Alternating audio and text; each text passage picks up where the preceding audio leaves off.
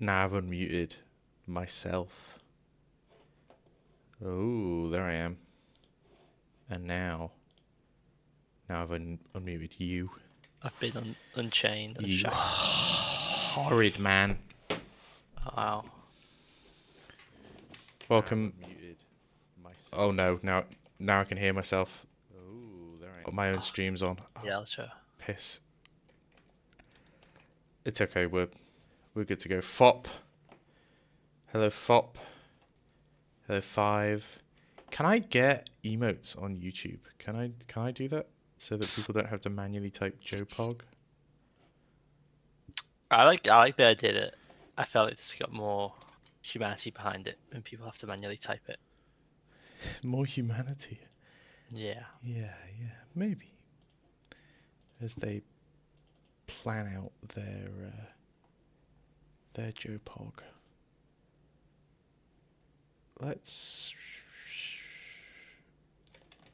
We're looking at Repin.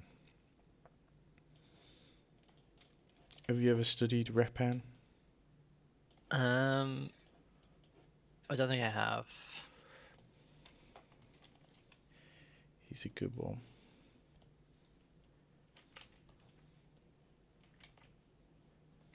In fact, let's...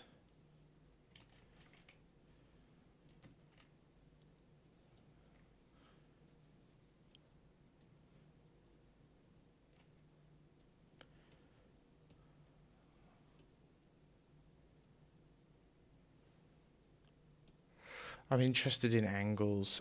I've been thinking about this a lot. Hello everyone in chat. I've been thinking about this a lot. That the best way to think about drawing from life is as a Sudoku. I've told you about my Sudoku theory before, I think. I don't think you have. It's this idea that when you got... I assume everyone knows what a Sudoku is. I mean, maybe that would be... Hold on. Okay, let me bring up an image of a Sudoku. I should make I've got all these ideas that I need to make videos on, but I'm just too lazy. So this is a Sudoku. And I don't want to spend the whole stream doing a Sudoku, but I will. So with a Sudoku, you have to look, you sort of find a number. So we found the number 9, right?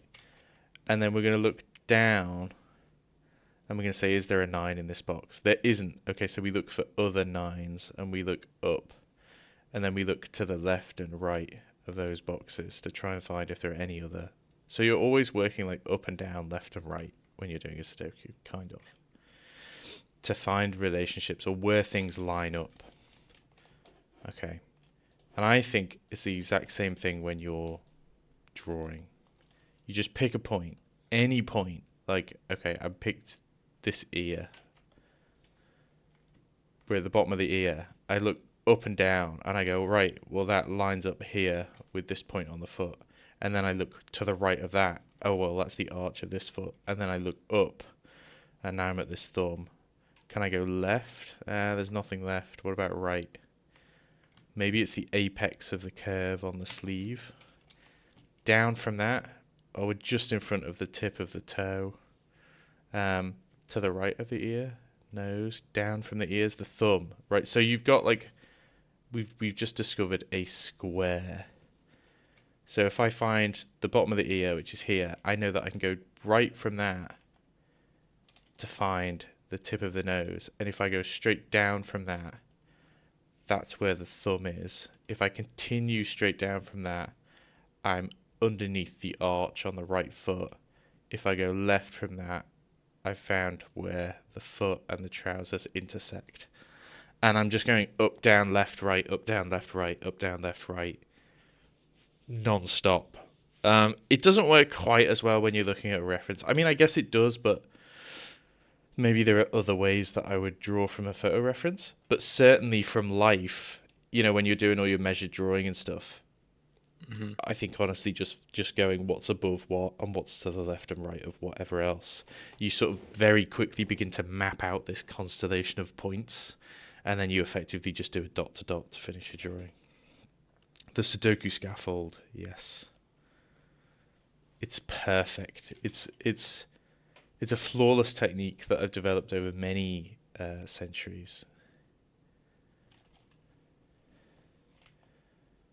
I like it.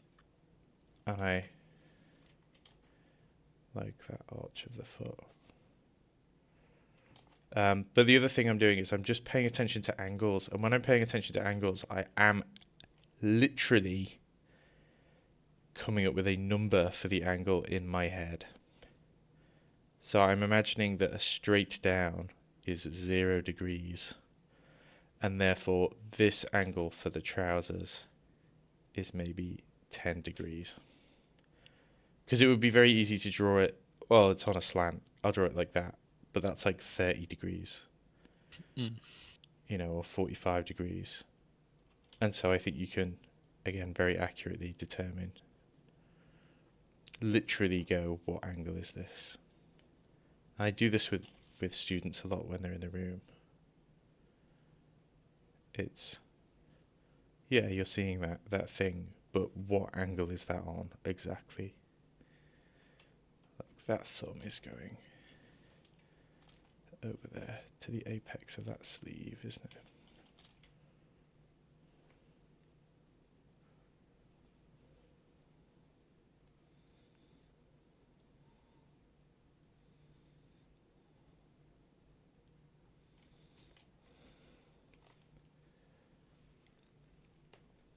I love it. Should we put some music on? Should we put on the fairy Eurovision? I want you to know that I listened to the whole of that. You did, you did. Yeah, I listened to the whole I thing. I listened to the first half and then the winners' performance. I couldn't listen to it all. It was quite good. There were some good ones, weren't there? I thought the winner was pretty good actually. The winner reminded me of like an early 2000s Disney film singer. Yeah. Yeah, it was very, very operatic, Yeah, I thought so too. but it was amazing. There was the most amazing fairy playing the violin at one point, There which was, there was. which was It impressive. was incredible. It was incredible.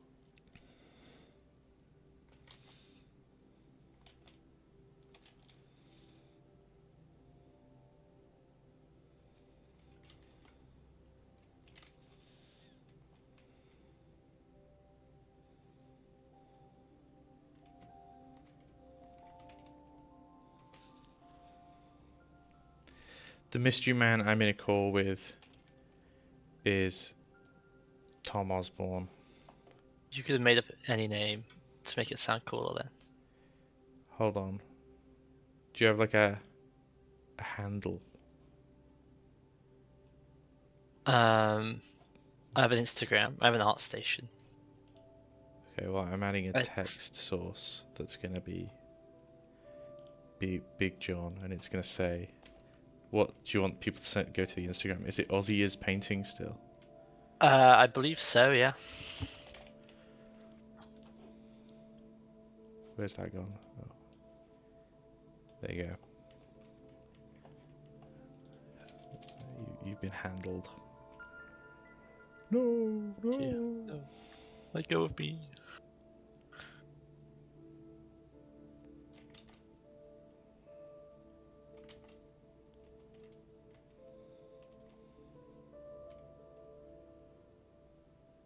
Like, that's just a straight line on a specific angle. Cool name, Giovanni Baldini. Good artist, I guess. And a good name, yeah, for sure. I should do more Baldini studies, actually. I like Baldini a lot.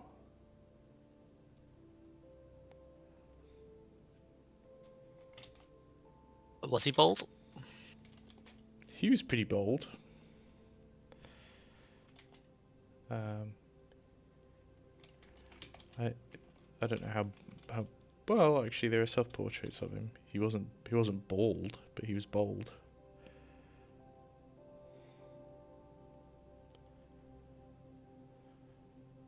I don't know how much I like the idea of him selfly proclaiming his lack of hair when he doesn't have a lack of hair. He might do. Hold on. We can investigate this. Baldini. Is there a self-portrait? There you go. I think that's a self-portrait of Giovanni Baldini. So he's getting there. He's definitely getting there. Is Aussie Aussie? No, Aussie is from the UK.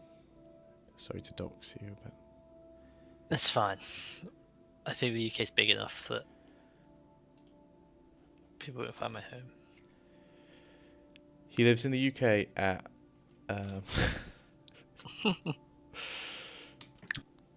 North of the wall. yeah.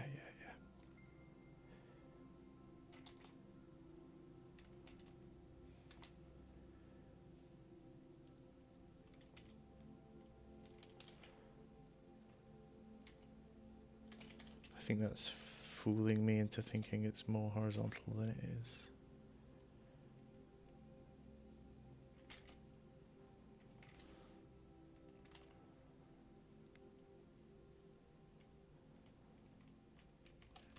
I think this head should be bigger. Just slightly. Just slightly. Blender has a smooth vertices tool. Does it? Yeah. Edit mode. What's that useful for? Well, I have some vertices that are a bit jaggedy.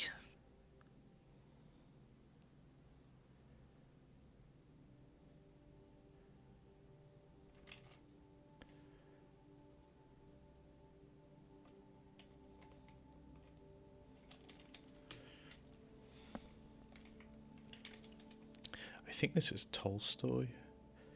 Like a painting of Tolstoy.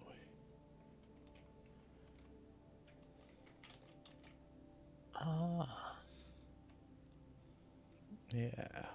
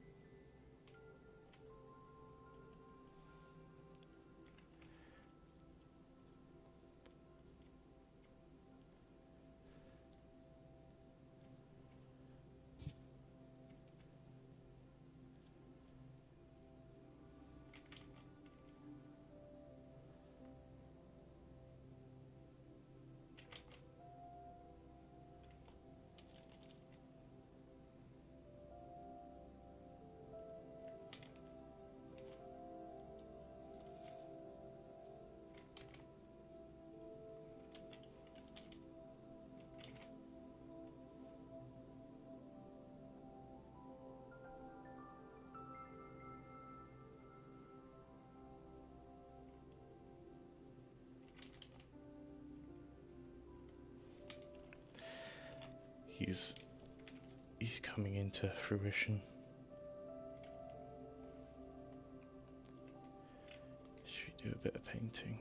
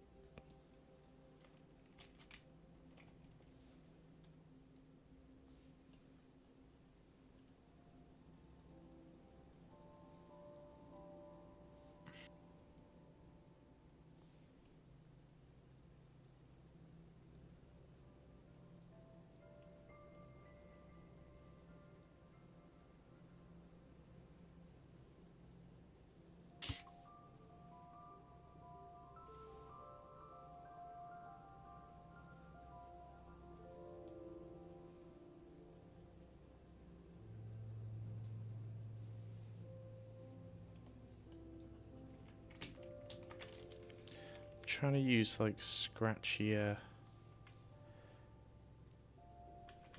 um, brushes and things.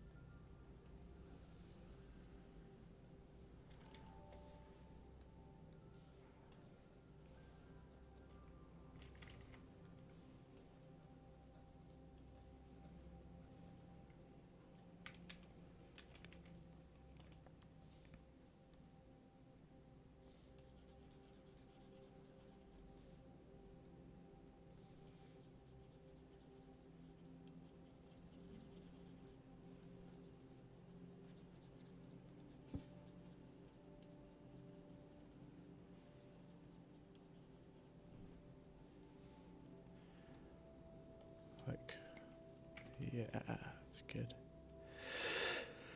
That's good.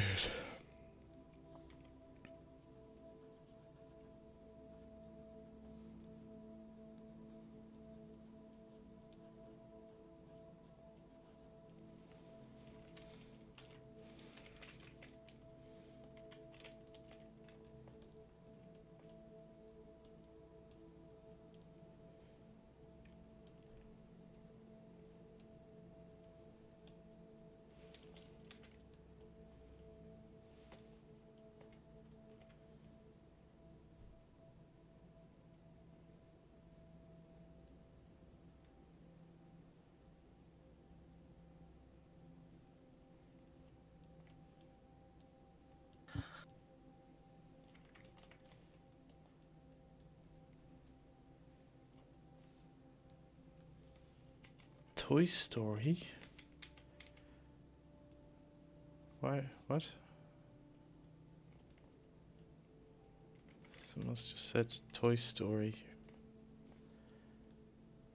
Not quite.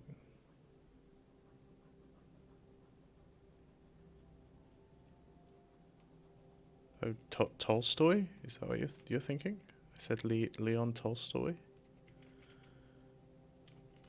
I think that's the Russian author that is being painted here. I think that I may have made a little bit shorter than he should be.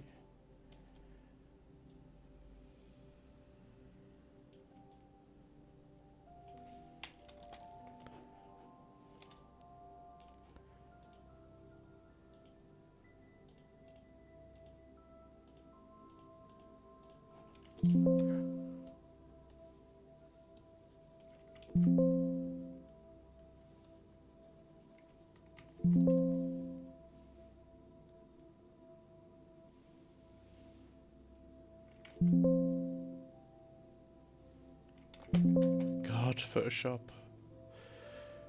It's beeping.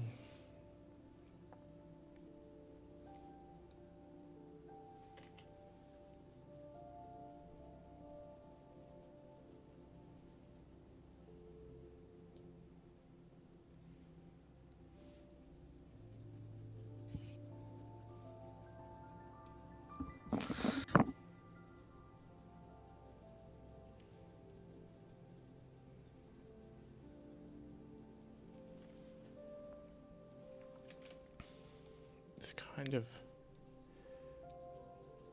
blue, actually.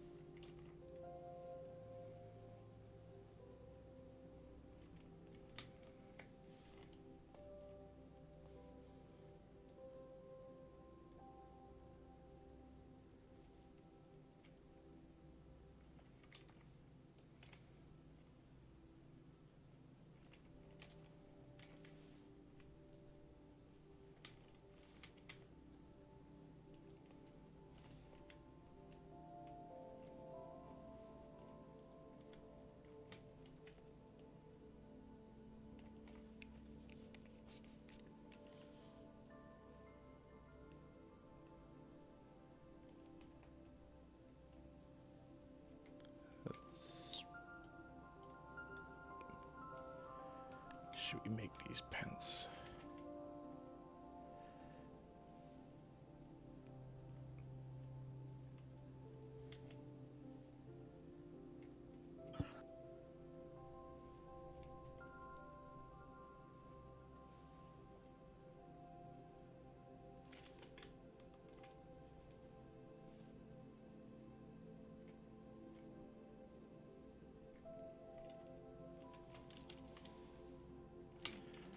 They're not quite that dark.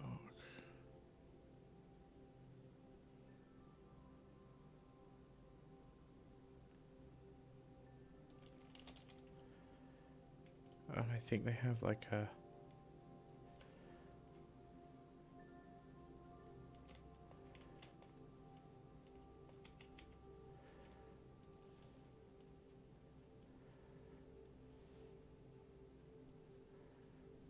soft area around them.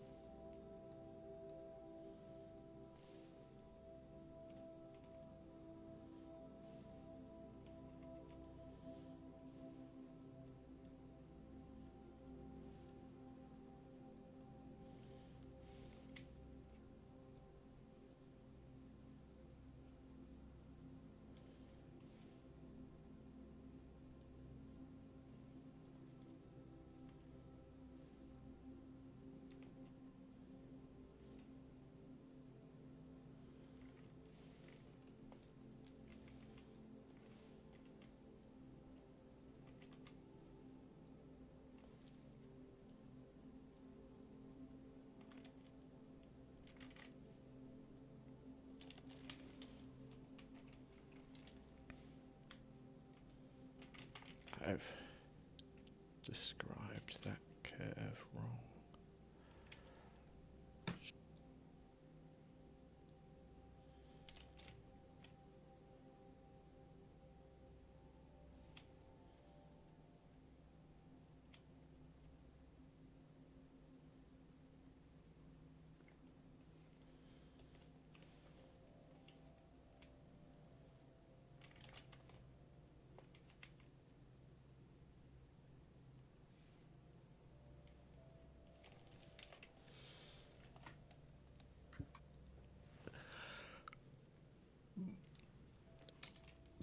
Tom, what's your favourite flavour of ice cream? What's my favourite flavour of ice cream? Yeah. Can I give a few answers? If you want, yeah. Because there are a few that I like. So, they do it in the UK, but whenever we go to Belgium, they have mocha ice cream. They do it in the UK, but it's quite rare. But mocha is like one of their standard, like 3 main flavors. And that's really, really good.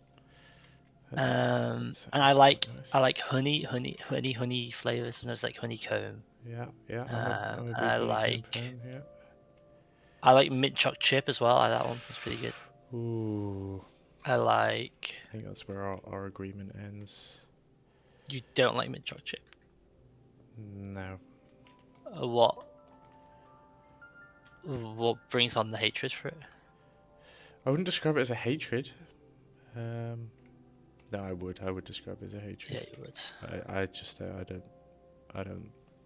I don't want a thing that I'm eating to be minty.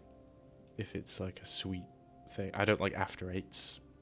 I don't like. Oh, I like it after what are those eight. little minty sticks that you get at Christmas as well? I hate them. Oh yeah, I know the ones. Yeah. No. I think they're all grand. You're not wrong there. All ice cream is grand. Actually, I think of an ice cream flavor that I don't like, but it's quite hard. I do like ice cream. Poop flavor. Probably poop flavor if it existed. Like, do you know those jelly beans that you used to be able to get, and it was like Disgusting, vomit flavored awful. or Yeah. something? That's okay. Ooh, yummy, wet sock flavored. Oh, I'd go for a Jelly bean. wet sock. Yeah, yeah. Any day. Any day of the week, you give me a bit of wet sock flavour. Yeah, that's where we differ, my friend. What? What? There's like a lot of this green.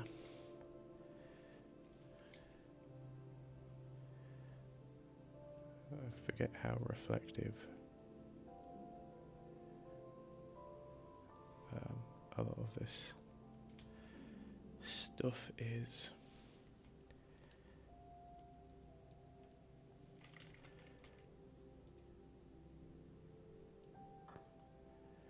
What are your... Sorry, I'm just going to continue to ask you questions. That's okay. I hope that's okay. I'm okay with that. What are your top 10? This is a big one. Life-changing tutorials. Because I've been building up like a little... Because I used to collect tutorials like mad. And there are lots that I watched, but when I watched them, I was not a particularly good artist. And so I feel that I probably misunderstood a whole lot of the information that was probably presented watching to them me. now either then, I guess. He's got me. He's absolutely bloody got me. Jesus. I'm joking. But what are there any like standout tutorials or I like, courses hate- for you that are so good? I hate to be vanilla Victor, but just the Blender donut is like one of like learning blend. If you want to do concept art, I think just learning Blender to a higher level is probably the most important, one of the most important, if not the most important things, outside of just like your other fundamentals that you can possibly learn. We're agreed.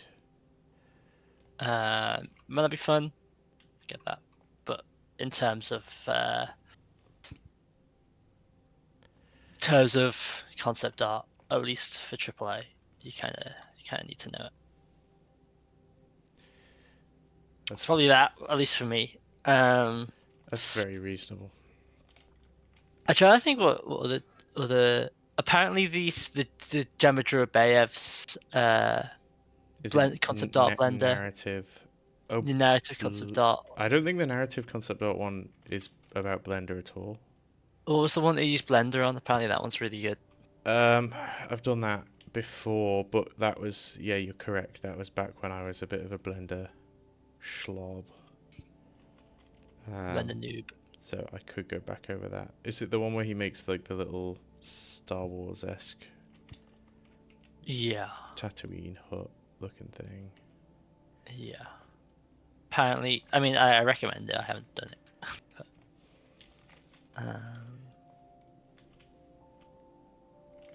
apparently, that's pretty good. Heard good things.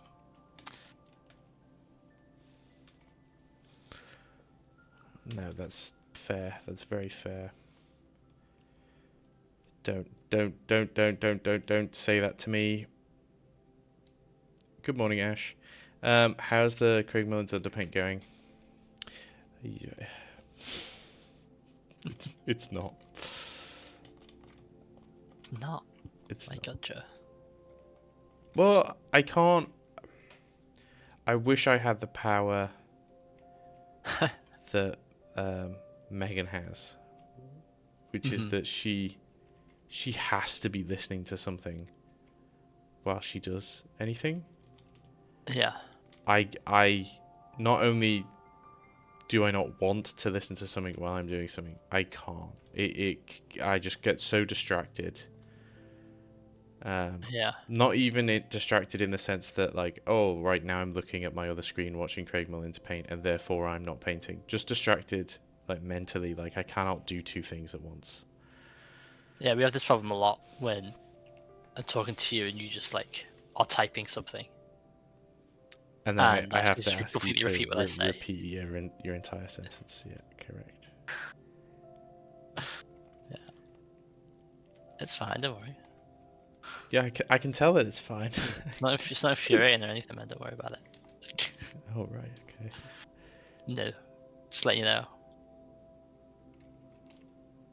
Um, Yeah. Yeah. yeah, because I think if I just... But then is that not ideal either? I was about to say, I think if I could just have all of these courses on in the background as I paint, then I'd get through them all. But would I necessarily be like actually paying attention to them and learning something? Yeah. Probably not. But that just means I don't watch them at all. You know, maybe having them on in the background is better than not having them on in the first place. Possibly. I know when I'm at work, it very much depends what I'm doing. And sometimes when it's like tight deadline or something, I have nothing on at all, and it'll just go completely like no music, no other thing on the other screen, not even headphones in for like the full work day. And just really focus on it, and the day goes by so fast, but you get like triple the work done. It's great. Yeah, yeah. I mean, even this stream, I think I would probably choose not to have music on, but I feel that that's a requirement of a stream. I don't know.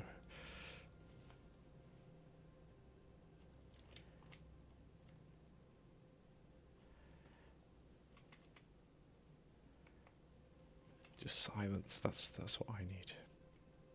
Yeah.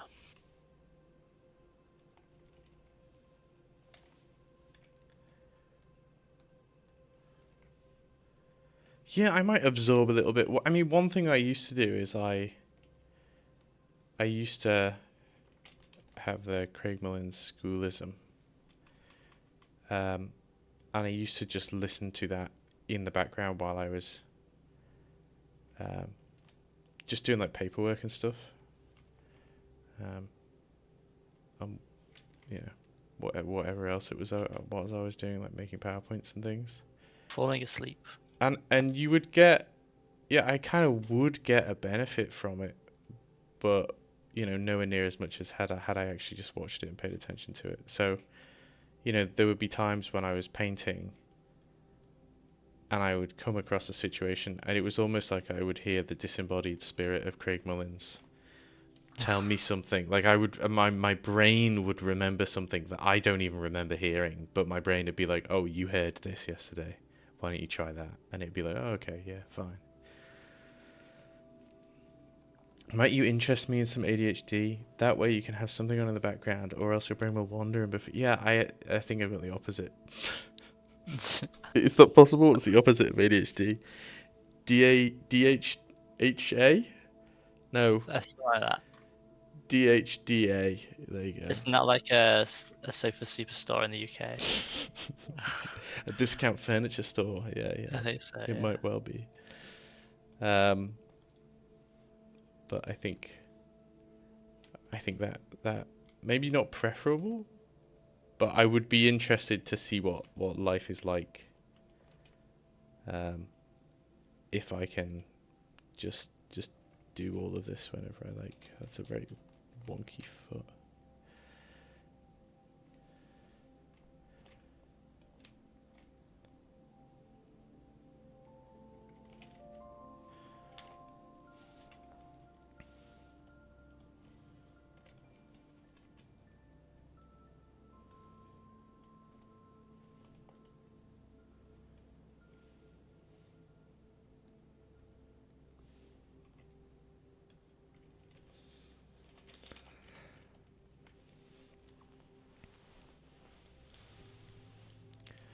Well, I don't know that the opposite of ADHD is neurotypical. I mean, like the direct opposite. that your brain is so quiet that you yearn for some background noise or something else.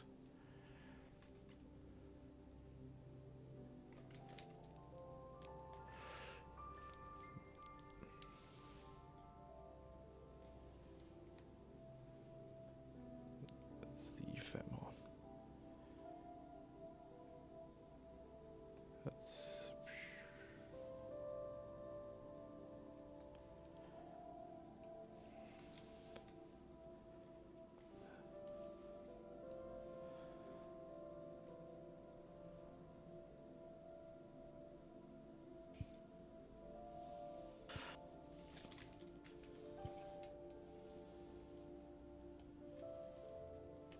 there's a lot of green under here.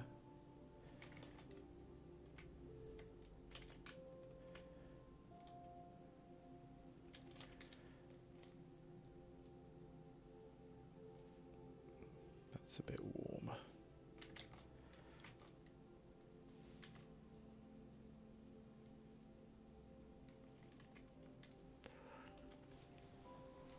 I've slowed down a lot. I'm taking my time a lot more than I used to, which is good. It's already been 40 minutes and we're sort of slowly building up this Repin study.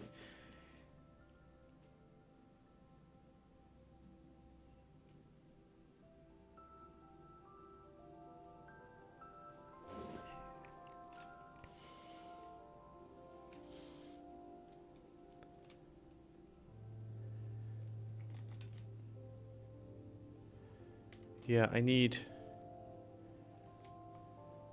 because my problem is it's not so bad that I can't listen to things while I paint. Like that's not the worst problem in the world to have. The problem is I then have to make a choice. Am I going to paint today, or am I going to watch someone else paint today? And even though I know it's useful to sit and watch someone else paint, like I feel like when I just sit here and absorb or watch someone else doing something, it feels like a waste of my time. Like it feels like I should be the one that's painting. I should be doing something rather than sitting and watching something. Which is terrible for me to say as a teacher, because I force my students to sit and watch me like all day, every day of the week, you know.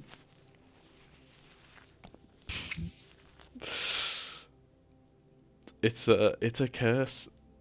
Maybe I was considering, what, I don't know what you think about this. You're probably gonna veto it and tell me I'm being wasteful. I was considering buying myself like a nice notebook. It doesn't have to be nice, but I mean, It could be a rubbish one. could be a naff one. But not to draw in, but that means that if I did sit and watch someone, I'd be taking a much more active role in the watching, because I would be like writing stuff down. Yeah. And maybe that way I could keep my attention a bit more, because I'd be sitting and making notes and things. Sounds like a good plan. You don't have to wait until you bought a sketchbook to do that though. You could just do it on any old paper. Well, it would either be sketchbook paper or Yeah. nothing. I don't have any like cartridge paper. I guess I could It's just good do it in a paper. It sketchbook. is.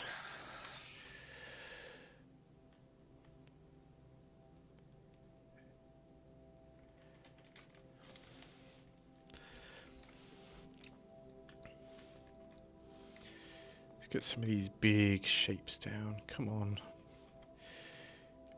Repin.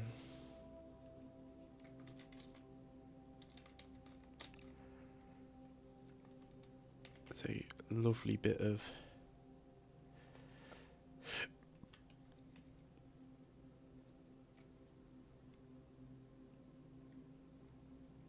I love bits like that where the sleeve is like kicking back up out at the sides and picking up some light.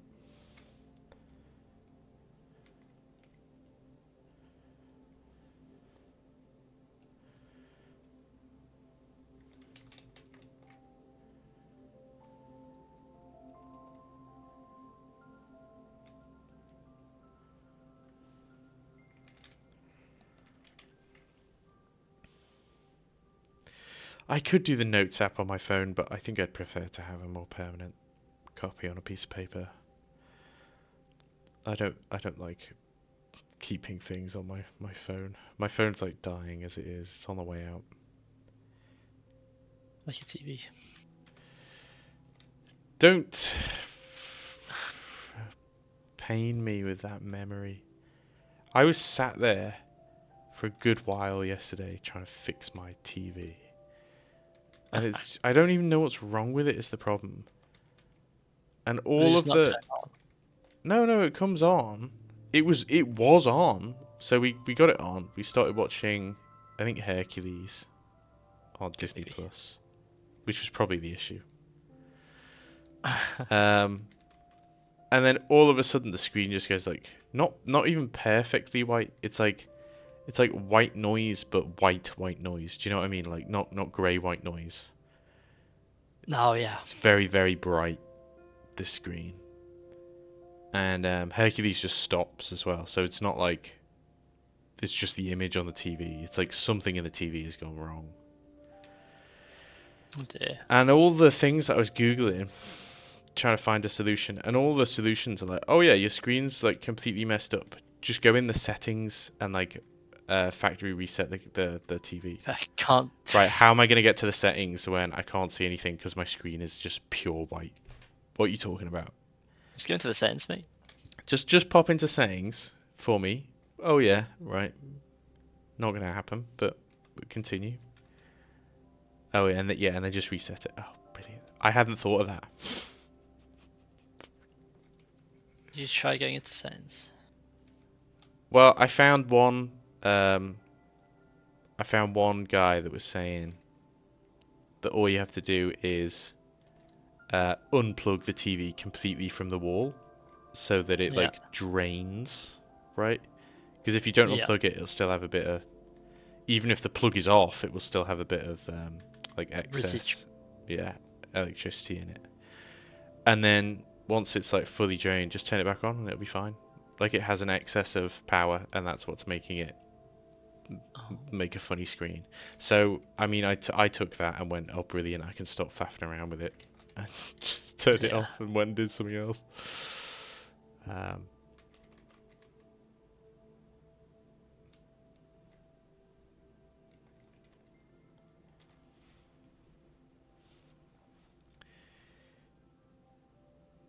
Devin Cohen's value zigzag method. I am familiar with Devin Cohen's value zigzag method.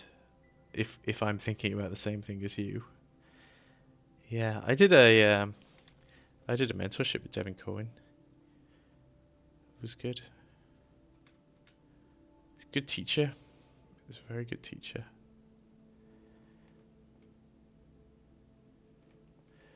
I don't I don't I'm a bit iffy on describing him this way because I think it's a bit insulting.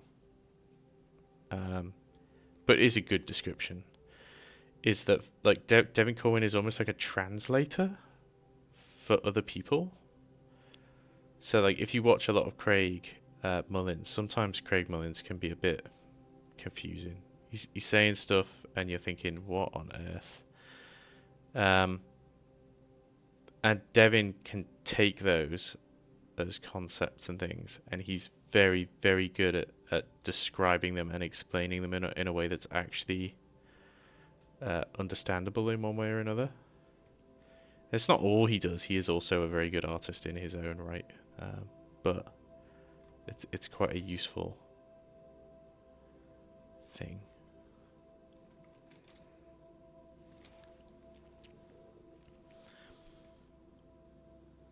Yeah, I will rub it in. I did it. I'm sure it was cheaper when I did it. I think he's put his prices up, which again he should, because he was very very good and it was well worth the money. But I did that.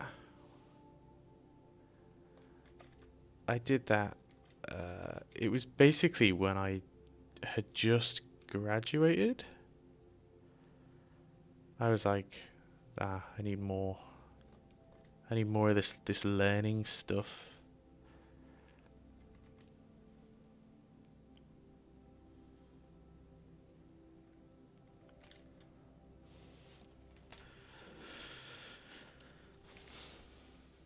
$1,200. Yeah, it was $420, I think, when I did it.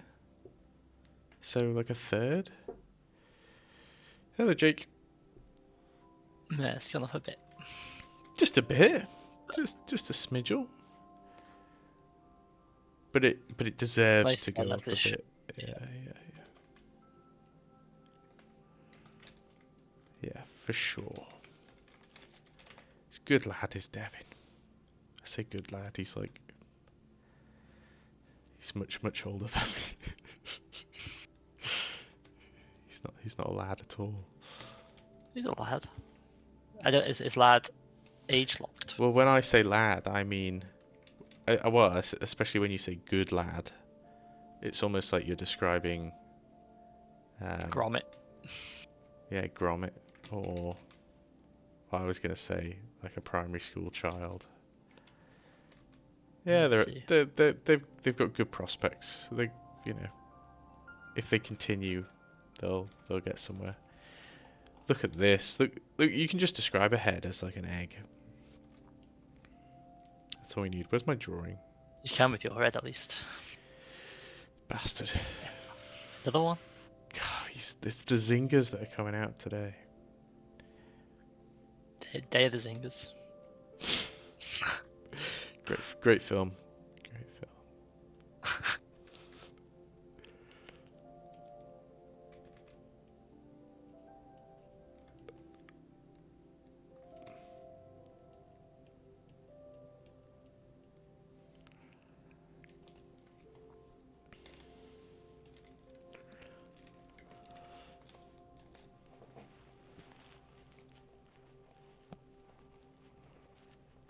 Well, if there are only two values in the lit part, then you don't need the zigzag method. But I mean, there aren't there is like, I think what you have to bear in mind is that every individual material can also have a lit and a shaded side. Right? For me, that seems to be what the zigzag method is talking about. If I'm thinking about the same thing as you are. And Devin has like done an entirely new value course since I had my mentorship with him 4 years ago. Oh God, was it that long ago? Getting old, Joe. I am getting really old. It's 4 years ago, and so he might have changed how he describes these things now. But it's like, this is shirt in light, shirt L, and then this is shirt S, shirt in shadow, and so it's going down. But shirt shadow is the same as skin in light, and then we go down for skin in shadow, and skin shadow is the same as,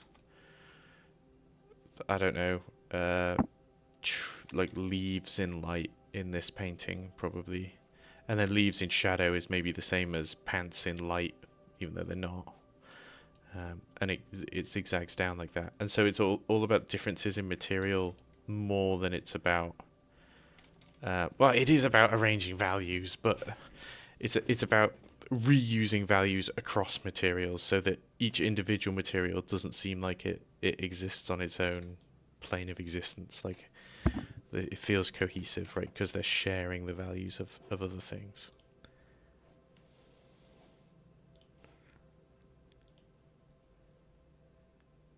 What is going on? My students have put me up on the on the projector in I don't know what room. Maybe D120? It looks like D120.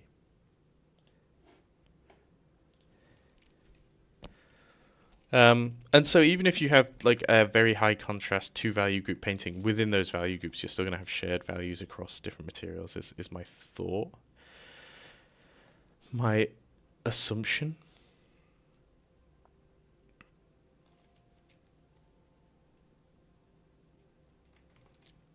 I've been thinking a lot about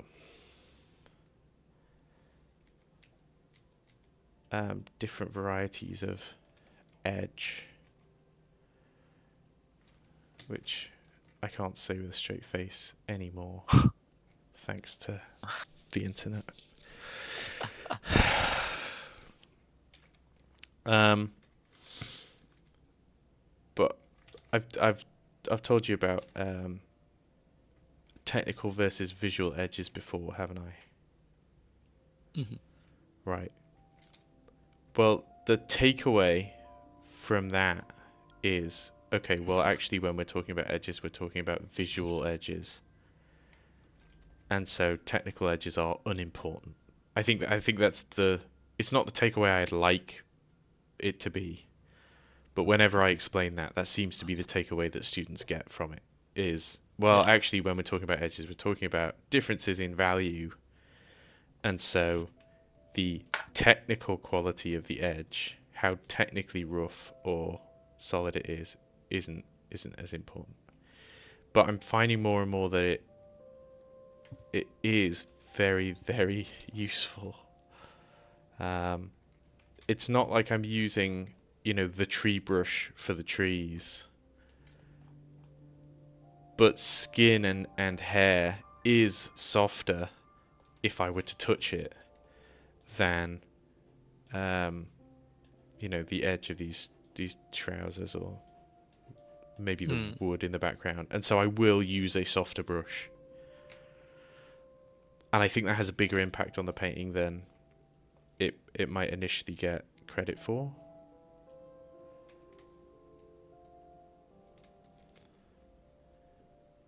Like I'm describing that beard very softly because it's a soft thing and it would feel soft if I touched it. And you get into this territory where you're painting how something feels and not how it looks, which I guess is the difference between a technical edge and a visual edge.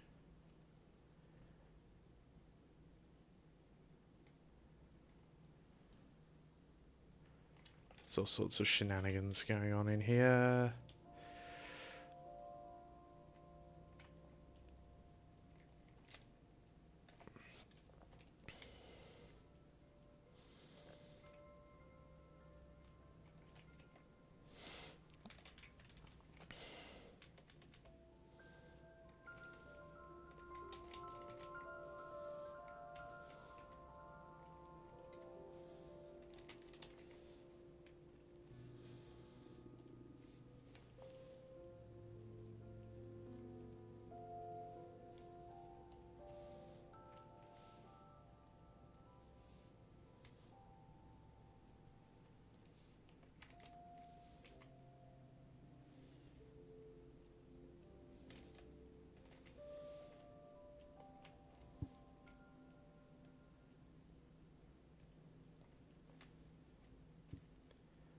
There's face back there that I have ignored.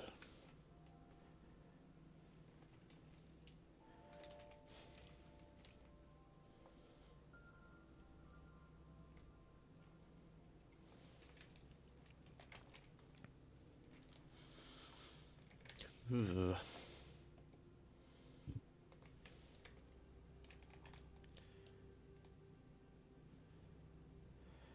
One value in light, one in shadow, but I think the method's not really applicable to Nicholas Aeroba's painting Peter Paul Rubens because the lit part seems very complex.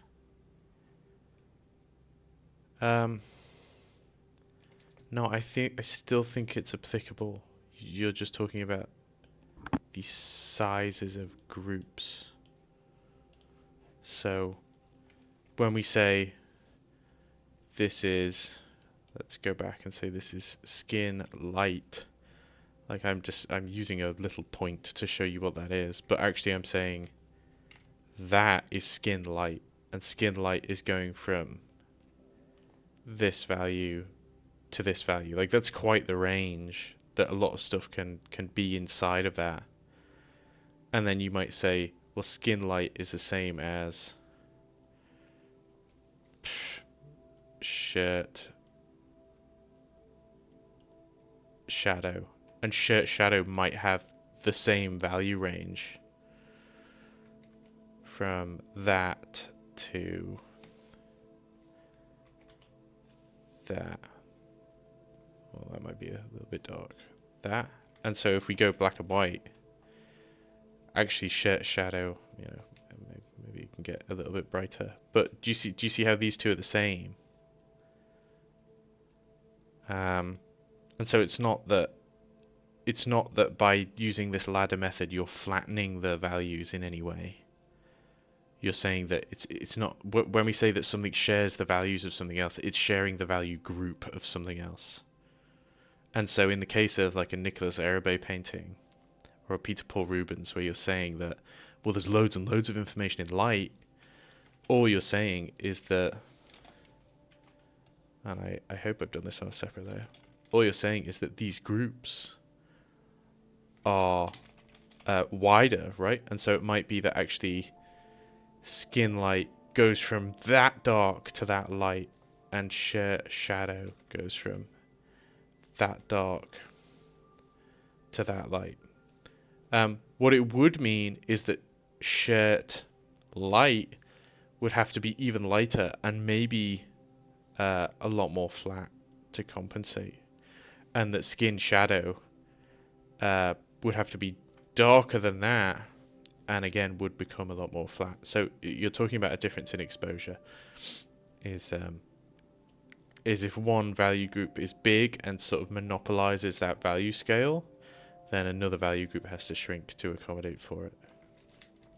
But you can have a whole load of information in a light group or a shadow group.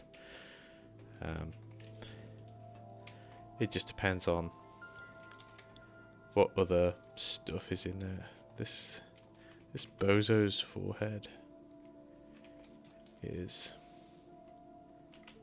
not the correct shape.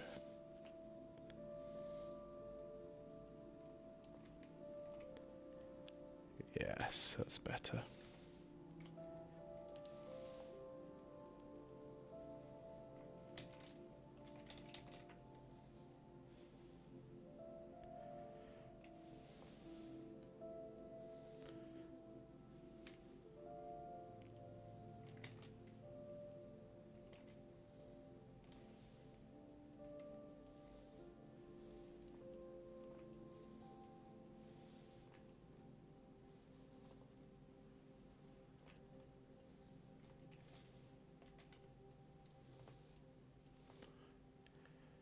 These sunken cheekbones.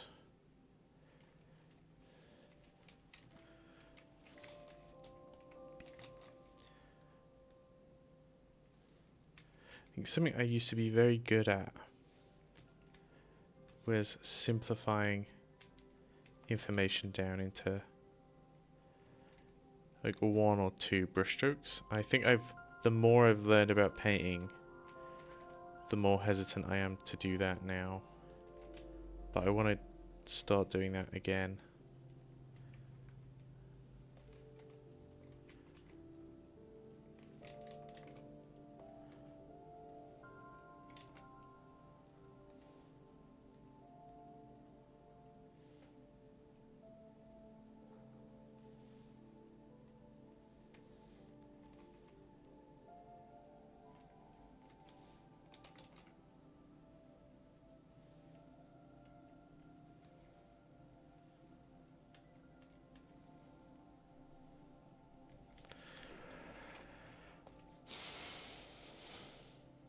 He's getting brighter anyway. He's got a brighter head.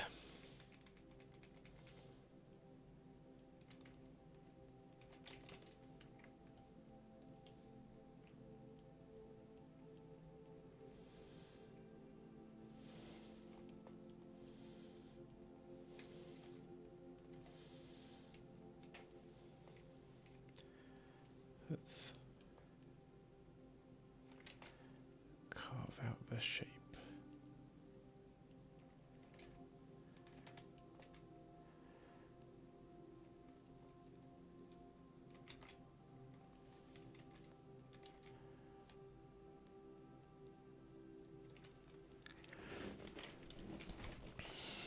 Yeah. Correct.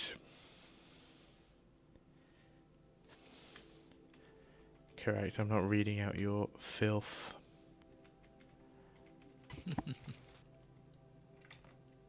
Right, I'm gonna get to work. What wisdom can you bear in mind? There is a room of students that are sat apparently with my stream on. Oh God. What wisdom can you leave them with as an industry professional? Um.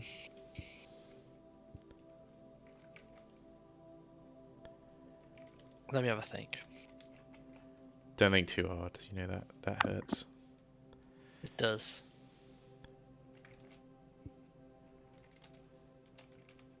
Um.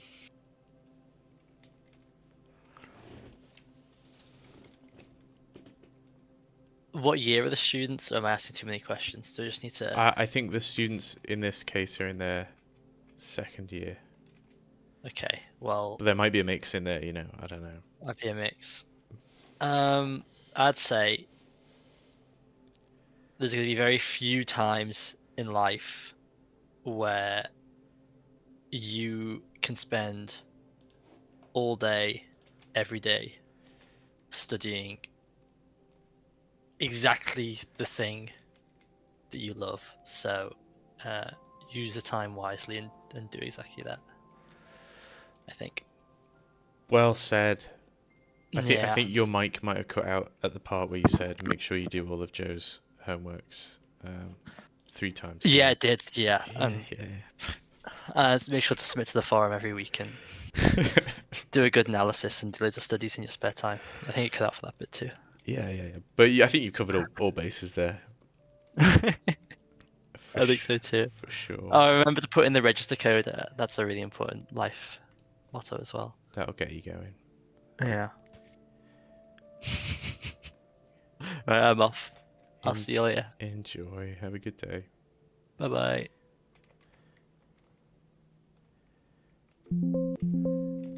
No, don't make loud noises.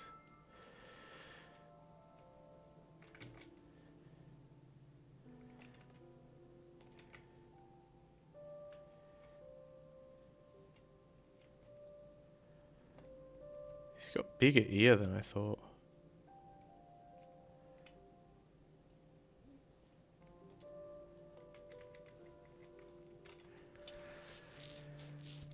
And he's got more hair back here than I thought as well.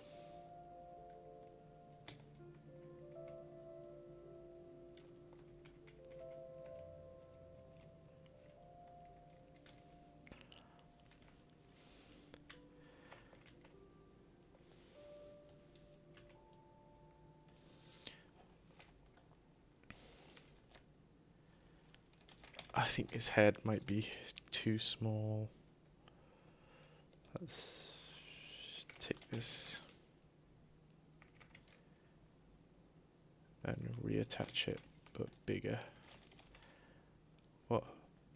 Oh.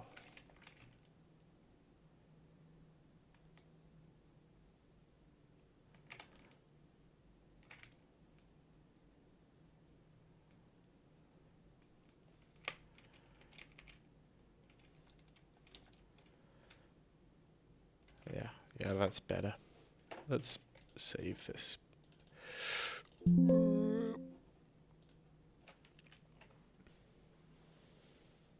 Old fellas do get big ears. They never stop growing those ears.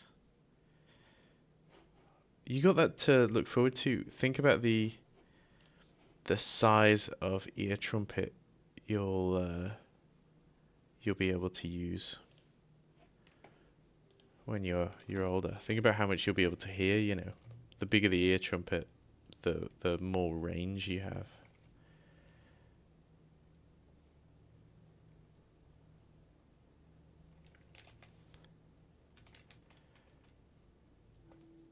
I think a beard is a careful mix of soft and hard shapes.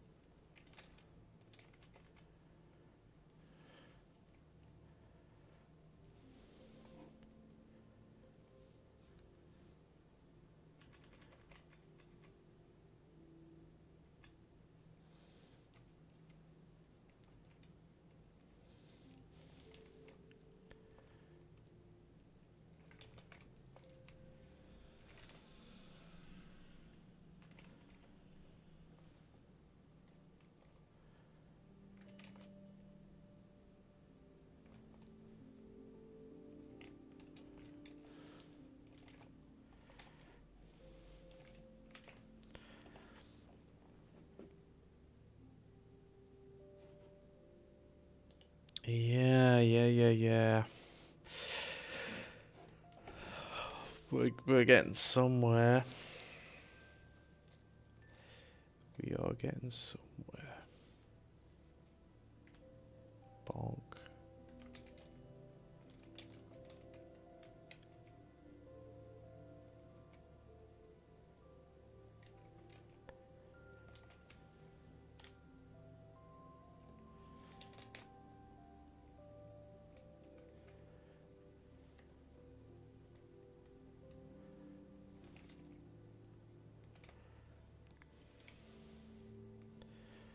That's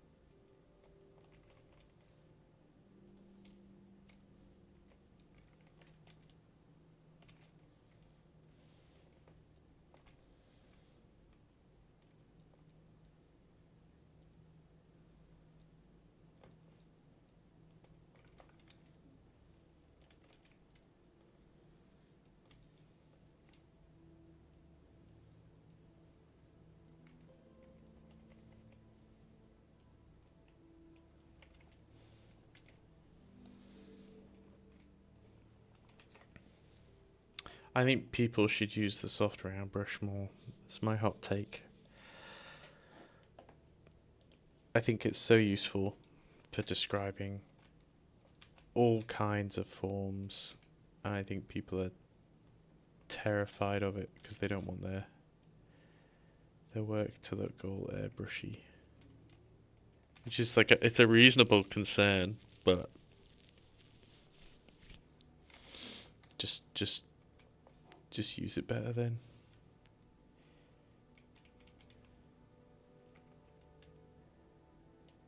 You know, you might argue that this is getting a little bit too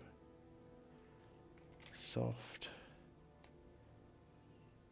Maybe I have to reinforce it with like a hard edge.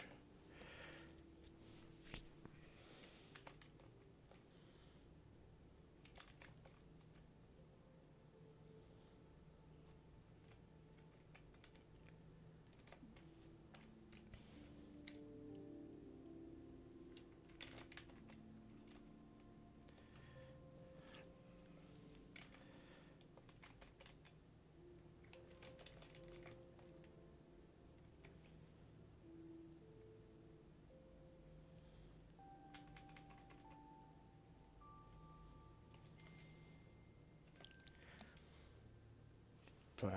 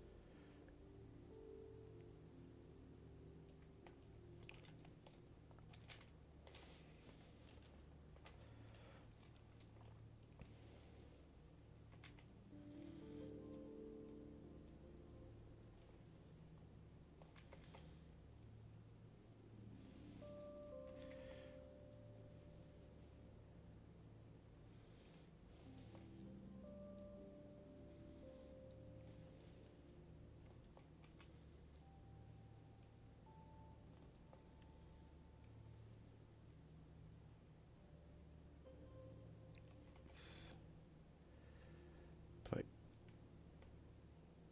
even within this light group, higher.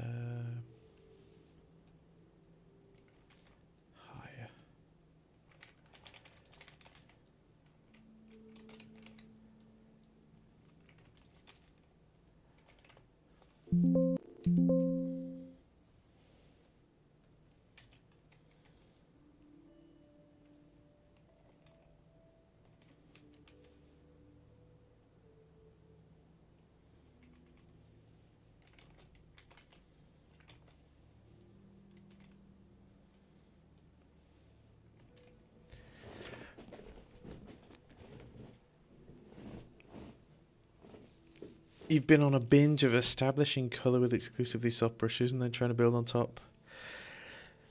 Yeah, yeah, I enjoy that. I enjoy that a lot.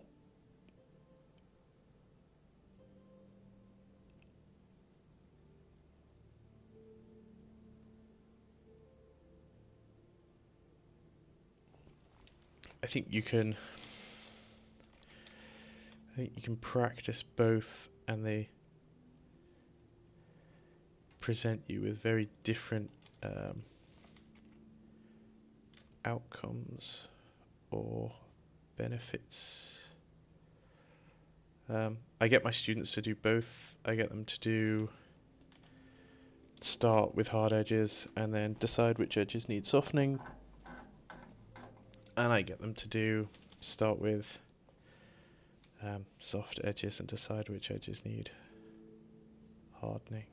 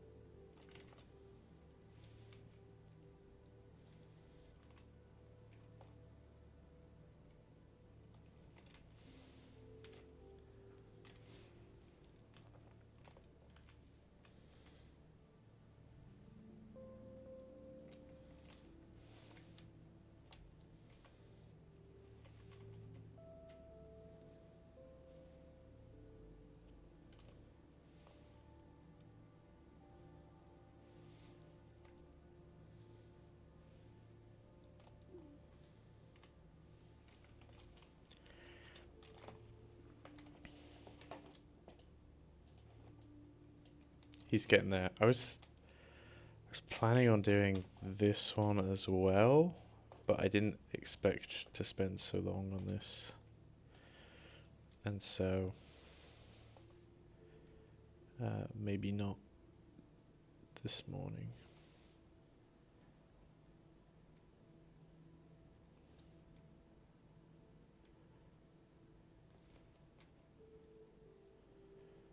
Maybe not this morning.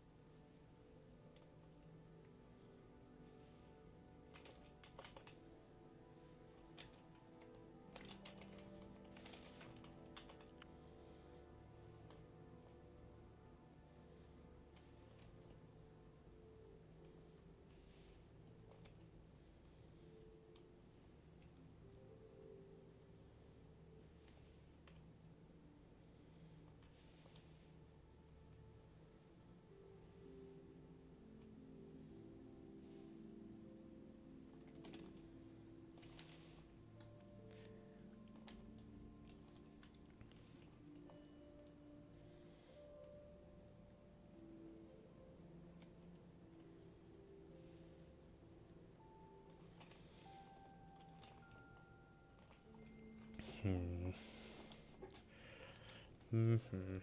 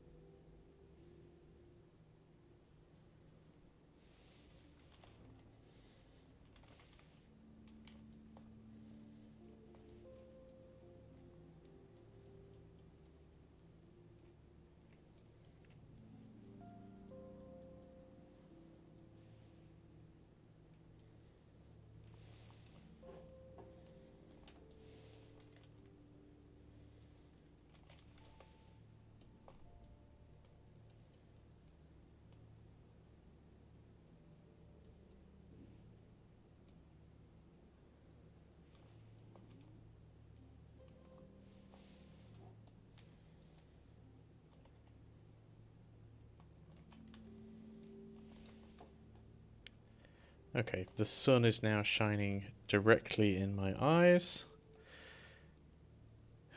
which is my cue to stop painting and go and eat breakfast. But let's... I think there's maybe more stuff we could imply that's going on in the background.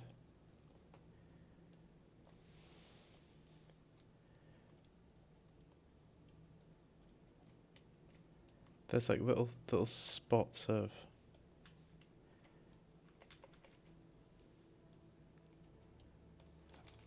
sunlight poking through.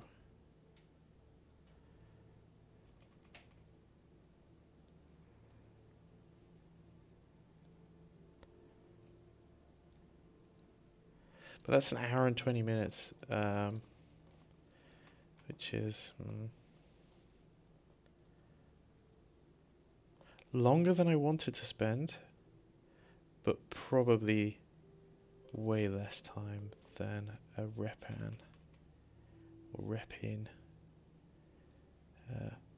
deserves to be studied, so I don't think I have any right to complain. This thumb should be longer. Yeah, we'll stop there. Thank you for joining the stream, everybody.